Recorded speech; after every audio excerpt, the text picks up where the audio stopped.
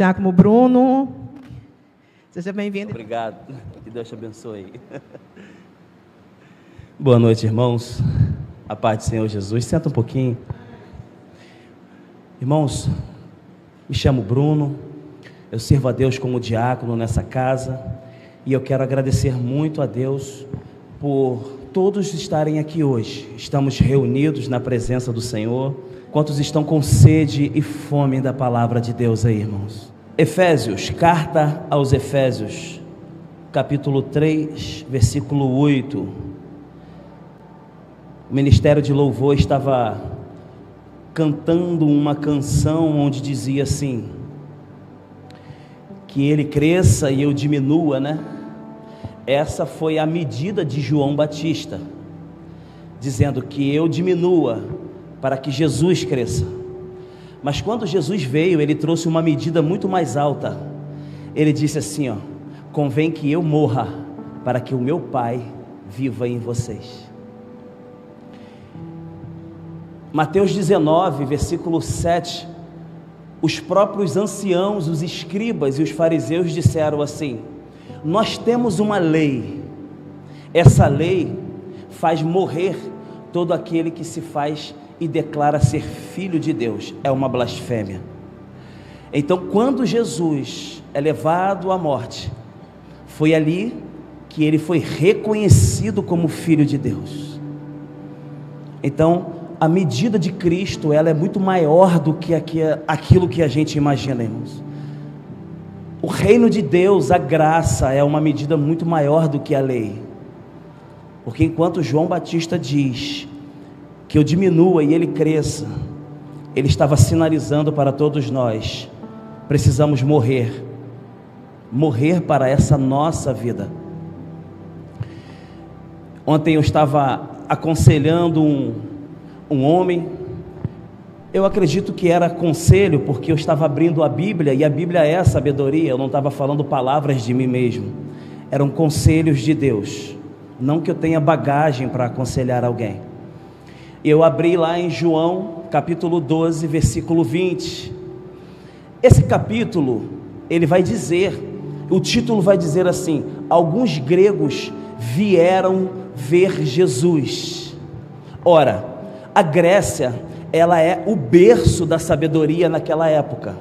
Já tinham inventado muitas filosofias para viver, estilos de vida, finanças. Eles inventaram e descobriram a anatomia, a forma, a divisão do corpo. E eles vieram ver Jesus. Jesus, ele alcançou uma medida muito mais alta de sabedoria que os próprios gregos, que para eles eram suficientes. Eles vieram ver Jesus, porque Jesus havia alcançado uma sabedoria maior. Aí Filipe e André, que era uma espécie de porta-voz, falaram assim: mestre, os gregos vieram te ver. E Jesus virou as costas e disse assim: convém que o Filho do Homem agora seja glorificado. Jesus caminhou e logo em seguida ele foi para a cruz. E ele terminou o versículo dizendo assim: se o grão de trigo não cair e não morrer, ele fica só. Jesus vai para a cruz e é crucificado. Os gregos estão olhando Jesus. Por quê? Porque a filosofia da Grécia era: você precisa ser feliz de qualquer maneira. Se o seu casamento está dando algo de errado, pegue as suas coisas, vai embora, vai ser feliz com outra pessoa. Essa era a filosofia do mundo. E Jesus está vendo os próprios gregos assistindo à morte dele. É uma comunicação que Cristo está dando para o mundo. Qual? Vai chegar um momento na sua vida que você vai ter que entrar numa medida muito maior de amor, que é um amor sacrificial, para você começar a gerar vida para aqueles que estão ao redor de sua casa. É essa medida de amor que Deus precisa, que Deus quer que a gente entenda. Porque chega um momento na nossa vida em que talvez a sua maior felicidade vai ser a gerar vida para quem anda com você. Então você não vai atrás de uma felicidade individual, porque isso é individualismo, é uma cultura helenista. aonde você precisa ser feliz. Mas Jesus está dizendo que a felicidade é quando a gente renuncia a nossa vida para gerar vida para pessoas que andam conosco. Foi pregado isso aqui no domingo, não foi? Todos querem ouvir a palavra de Deus? Vamos lá, Efésios capítulo 3, versículo 8. A gente sempre acha que Deus vai falar com a gente da maneira que nos usa, né? Às vezes você é usado poderosamente, aí Deus te traz aqui num lugar como esse, e Ele te traz para um ambiente bem suave, porque Ele às vezes não vai falar com você da maneira que Ele te usa. Ele conhece as suas estruturas, é por isso que Ele tem a forma certa de falar contigo. Efésios capítulo 3, versículo 8 diz assim: embora eu seja o menor dos menores de todos os santos, foi-me dado esta graça de anunciar aos gentios as insondáveis, aquela versão que eu pedi ser. Eu vou ler na minha Bíblia, porque essa versão aqui, eu preciso que a gente tenha acesso a esse versículo. Olha, aquela versão da Almeida Fiel, corrigida e fiel, não tem não, né? Tem. A mim, o mínimo de todos os santos, me foi dada esta graça de anunciar entre os gentios, por meio do Evangelho, as riquezas incompreensíveis de Cristo, e demonstrar a todos qual seja a comunhão do mistério, que desde os séculos esteve oculto em Deus. Qual é o mistério que esteve oculto em Deus? É Jesus, que todo criou por meio de Jesus Cristo. Eu vou ler o 10 também, que o 10 vai servir como uma bola para deixar na marca do pênalti, para a gente estar trazendo algumas outras coisas, para que agora, pela igreja, a multiforme sabedoria de Deus, já conhecida pelos principados e potestades nos céus, segundo o eterno propósito que fez em Cristo Jesus, nosso Senhor. Amém. No versículo 10, vai dizer que os principados e as potestades vão conhecer a multiforme sabedoria de Deus através da igreja. Repare que Paulo não citou os demônios, porque lá quando ele vai apresentar as armaduras, ele fala que é os principados, potestades e os demônios. São 3 camadas espirituais que Paulo fala que é para ser combatida. No capítulo 3 de Efésios, ele cita só o principado e a potestade. Há um envolto de mistério e uma explicação para isso. Talvez numa próxima nós precisamos estar conhecendo mais sobre uma igreja que toma posse de uma sabedoria, porque o principado e a potestade só vão conhecer o poder de Deus através de uma igreja que possuiu e tomou posse de uma sabedoria. Então talvez nós estamos precisando trazer uma palavra que possa dar um comportamento mais sábio para a igreja, para que a potestade e os principados possam conhecer o poder de Deus. Principado e potestades são os próximos, são as próximas atmosferas espirituais que estão para se levantar nesses últimos dias. A gente vê que algumas igrejas acham que a igreja estão perdendo o poder, porque nenhum demônio se manifesta mais. Não é a igreja que perdeu o poder, é porque a era dos demônios, eles já cumpriram os papéis dele. Agora nós estamos vivendo sobre o domínio de uma potestade. A potestade trabalha para legalizar o pecado que os demônios trouxeram para a terra. Você vê que uma menina, antigamente, quando ela tinha uma gravidez e queria fazer um aborto, ela ia para uma clínica clandestina, fazia um aborto, e o pecado era dela com Deus. Agora o aborto está querendo ser legalizado. Por quê? Porque o pecado já não é mais do homem com Deus, o pecado está legalizado. A nação se torna pecadora quando o pecado se torna legal. Por isso que a potestade trabalha com um nível maior de poder, e potestade não se manifesta. Potestade, ela legaliza o pecado. Casamento de homens com homens, mulheres com mulheres, tudo isso está sendo proporcionado por uma casta de demônio que são as potestades. Então nós precisamos saber que tipo de demônio nós estamos lutando neste século, porque a gente corre o risco de estar lutando contra demônios com armas antigas, e os demônios estão atuais. É por isso que alguns crentes estão perdendo guerras, porque não conhecem o poder atual do inimigo que está lutando. Imagina se nós estivéssemos lutando com espadas, e algumas guerras hoje já têm até armas a laser. É mais ou menos por aí. Paulo disse assim: o Deus deste século cegou a humanidade. Significa dizer que para cada século existe um demônio que se levanta para lutar. Então talvez precisamos trazer um conteúdo como esse para dentro da igreja, para que a gente desperte essa geração de uma forma como nós devemos lutar contra os demônios dos dias de hoje, porque senão a gente perde as batalhas, amém? Mas Deus é poderoso e vai dar a vitória é nossa em nome de Jesus.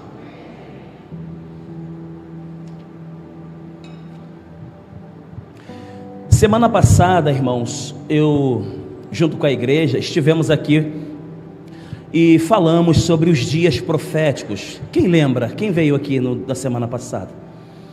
E a gente ressaltou muito bem que os dias proféticos são dias onde o Senhor, Ele está trabalhando para cumprir as promessas e tornarem realidades. É Deus trabalhando para que tudo aquilo que Ele cumpriu, para que tudo aquilo que Ele prometeu em sua vida, Ele venha cumprir. Porque em Isaías 64:4 vai dizer que Deus é um Deus que trabalha para aqueles que nele esperam. Então, quando nós desenvolvemos os dias proféticos, nós percebemos que tudo que Deus está fazendo conosco nesses dias, para o cumprimento das promessas que Ele está trazendo para todos nós, para tornar as promessas em uma realidade, é estar nos reunindo para vivermos dentro de um propósito, porque ainda existem muitas pessoas fora do propósito de Deus, e Ele ainda tem muitas promessas para realizar na vida daqueles que Ele um dia prometeu. Então Deus está reunindo todas as pessoas para trazê-los para dentro de um propósito. E o significado de quando estamos dentro de um propósito, nós vimos na Bíblia que é quando Deus começa a te arrancar de algumas necessidades, e Ele começa a te inserir em lugares onde você não dependa dos homens, dependa somente de Deus. Para que você não se torne um homem soberbo, Ele começa a trabalhar com sabedoria. Você começa a ganhar palavras e verbalizações de como você se comportar em ambientes quando você está dentro do propósito de Deus. Então nós vimos que quando Deus arranca alguém de uma necessidade, Ele vai começar a trazer você para viver uma vida de dependência com Ele. Uma vida de dependência com Deus não é uma vida cheia de luxúrias, cheia de luxos, cheio de poder, visto que Jesus tinha uma vida extraordinária, andava sobre as águas, e Ele mesmo disse: o Filho do Homem não tem nem aonde repousar a cabeça. Então uma vida extraordinária com Deus não é uma vida cheia de luxos, mas é uma vida bem vivida com Ele. É uma vida onde você está agarrado com Ele, e tudo aquilo que você precisa, você vive uma total dependência de Deus. Quando você anda no propósito de Deus, e Deus te traz para uma vida de dependência com Ele, significa dizer que algumas coisas vão ser retiradas da tua vida. Você vai sentir falta, ausência de algumas coisas, mas você não vai chegar a pedir nada a ninguém, porque Ele vai providenciar, Ele vai suprir as suas necessidades, trazendo aquilo que você mais precisa. E muitas vezes Deus, Ele vai usar pessoas para dar a você aquilo que você precisa. Por quê? Porque essa é uma maneira de Deus te dar uma dose de humildade, para que você não se perca no caminho com um dos pecados maiores, que é o orgulho e a soberba. Então Deus está nos trazendo para viver uma vida de dependência com Ele. E estudando esse texto, eu fui Fui forçado por Deus a lembrar de um período da minha vida. Alguns anos atrás, eu fui deslocado aqui do Rio de Janeiro, fui levado para um outro estado para fazer uma missão a um antigo ministério que eu servia. E nesse ministério, os missionários não podiam trabalhar. Por quê? Porque a característica da missão era que você não podia criar vínculo com a terra local que você estava fazendo a missão. Era uma característica da missão. Quando Deus der uma missão para você, se preocupe em manter a característica original daquilo que Deus falou para você um dia. Porque senão a gente começa a negociar as coisas que Deus dá para a gente no meio do caminho. A gente começa a querer dar o nosso jeitinho. A gente fala que é Deus, mas a gente tem o costume de começar a dar um jeitinho nas coisas que Deus trouxe para a nossa vida, para viver como algo original. Então nós precisamos prestar a atenção naquilo que Deus falou conosco, para que a gente não venha mudar a missão que Deus nos deu nesses dias para a gente fazer. E acredite numa coisa, irmãos, quando Deus ele te chama para um lugar como esse, para uma missão como essa, é porque Ele tem um propósito com você. Ele tem um propósito de te trazer para uma vida, para viver com Ele, numa dependência junto daquilo que Ele está fazendo comigo e contigo. Mas por muitos anos, eu fiquei caminhando com essa palavra, ainda que terminasse a missão. Eu fiquei caminhando com uma palavra que Deus havia desenvolvido no meu coração para aquele lugar. Quando nós estávamos fazendo a missão neste lugar, começamos a desenvolver uma capacidade de verbalizar, uma forma de evangelizar. E muitas pessoas estavam fora do propósito naquele lugar. Quando nós trouxemos uma palavra, todas as pessoas vieram voltando para o lugar de origem, de onde Deus queria se comunicar com as pessoas. Muitas pessoas saíram das vidas errantes e entraram para o seu propósito, porque começamos a pregar uma palavra sobre uma vida de dependência com Deus.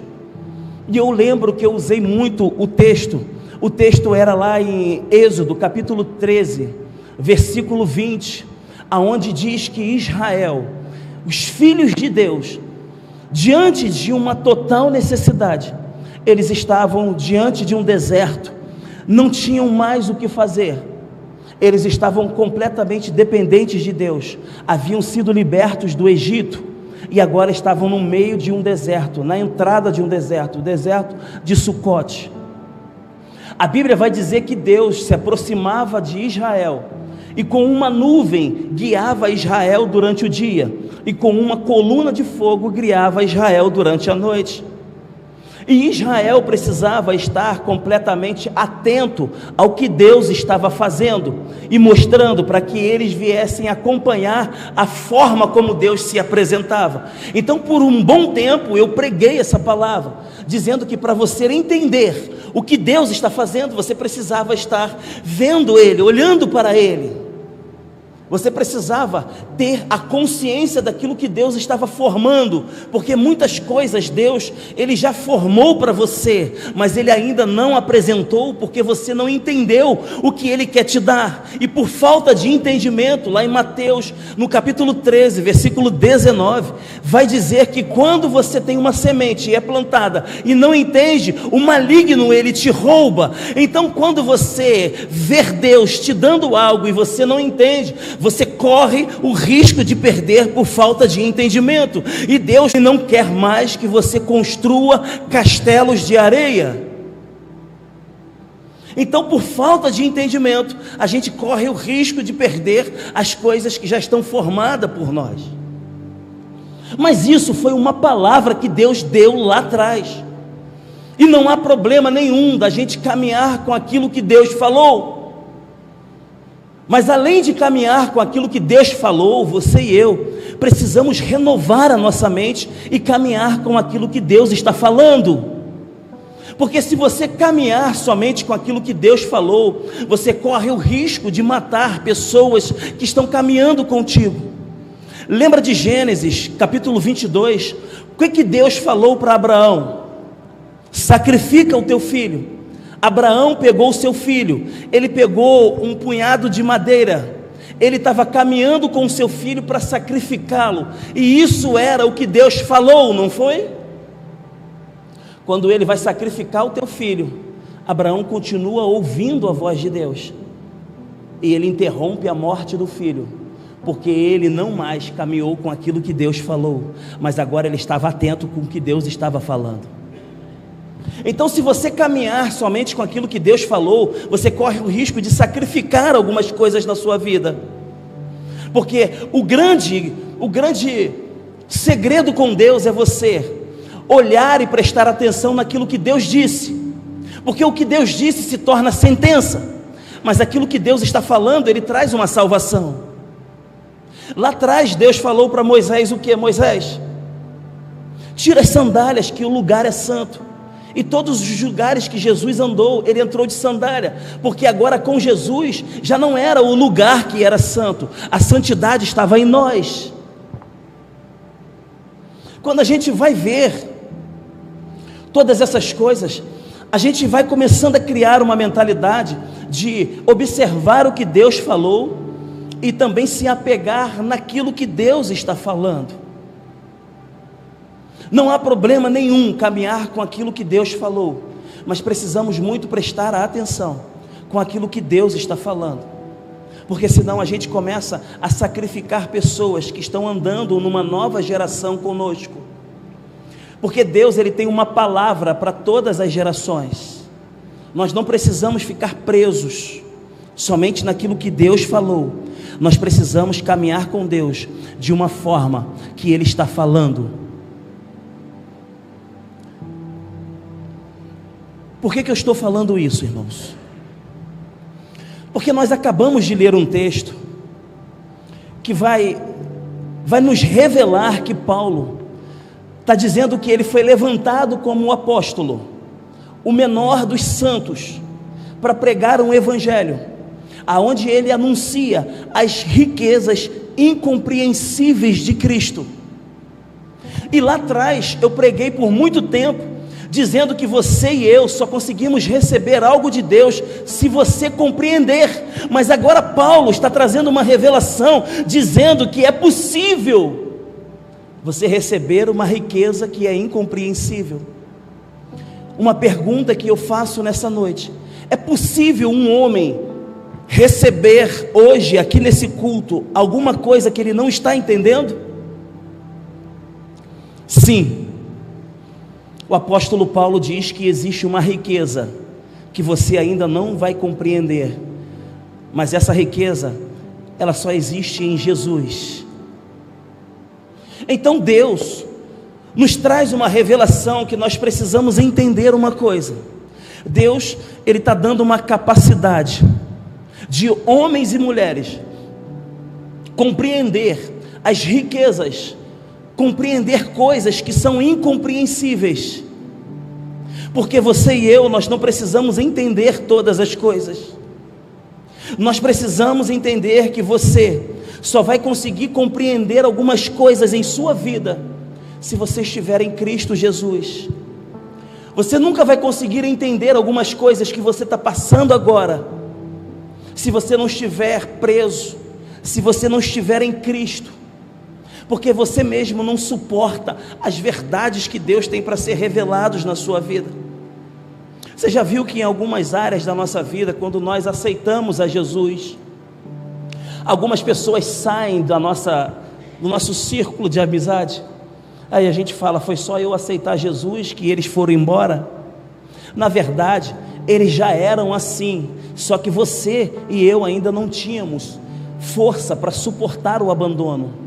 Quando você vem para Cristo, Ele é a força que te dá a independência, a suficiência. Então você começa a suportar algumas coisas: rejeição, traição, abandono.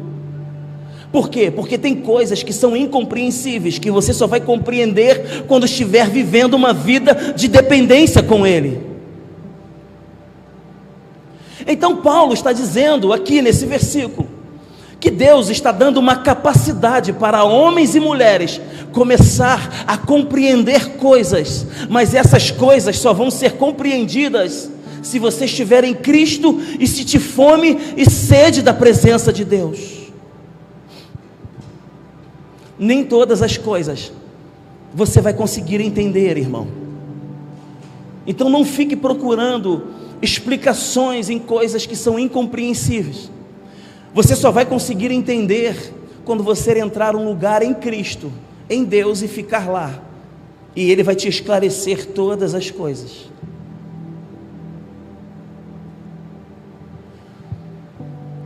Irmãos,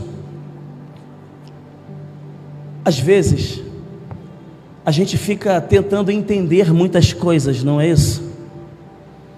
Muitas coisas, elas aconteceram em nossas vidas, e tem coisas que aconteceram que não é para você e eu entendermos agora. O próprio Jesus, ele disse isso lá em Mateus, no capítulo 13, versículo 7. O que eu faço agora, vocês não entendem, mais tarde vocês vão entender. Então tem coisas que você está esperando que aconteça em sua vida e ainda não aconteceu. Você não precisa ficar com essa ansiedade, basta você somente estar no ambiente que Deus está, porque no ambiente onde Deus está trabalhando, todas as coisas elas acontecem. Às vezes eu estou em meu trabalho, na maior parte das vezes eu estou lendo, estou muito envolvido com as coisas, leio quase 4 horas, e fico com aquela sede de entender muitas coisas, e aí vem uma ministração do Espírito Santo, e eu me afasto dos livros, fecho os olhos, aí vem um pássaro, vem uma brisa, e eu começo a contemplar as manifestações de Deus, e eu consigo começar a entender muitas coisas que os livros não estavam conseguindo me explicar. Às vezes, quando vem essa ministração de Deus em mim e eu começo a contemplar, eu percebo: Senhor, não passamos de pó. Quem somos nós diante de um Deus tão grande, de um Deus tão único, de um Deus tão único, Jesus. Senhor, nos rendemos aos teus pés essa noite. Senhor, às vezes falta até a palavra, Jesus, porque não temos nada, Senhor. Tu és, Senhor, o nosso Rei, sustento da nossa vida. Jesus, venha sobre nós essa noite. Senhor, em nome de Jesus, nos ensina a nos derramar diante de Ti. Nos ensina a conversar com os nossos lábios, ó Deus, as nossas dificuldades. Nos ensina, Senhor, com os nossos lábios, ó Pai, a declarar que, Senhor, dependemos do Seu nome, dependemos da Tua presença. Senhor, nos ensina cada dia mais nos derramar aos Teus pés. Senhor, nos ensina cada dia mais, Senhor, nos diminuir, Pai, porque do nosso braço, Senhor, não conseguimos. Pela força, Senhor, do nosso braço não sabemos realizar, fazer, não sabemos viver. Somos, ó Deus, tão dependentes do Senhor. Somos tão dependentes da Tua vontade, Jesus. Fale com Ele essa noite. Confesse com teus lábios que você precisa dEle. Confesse com teus lábios que você necessita dEle. E deixe com que o Espírito Santo venha sobre a tua vida essa noite. A Espírito de vida. Com esplendor de um rei, em majestade e luz, faz a terra se alegrar, faz a terra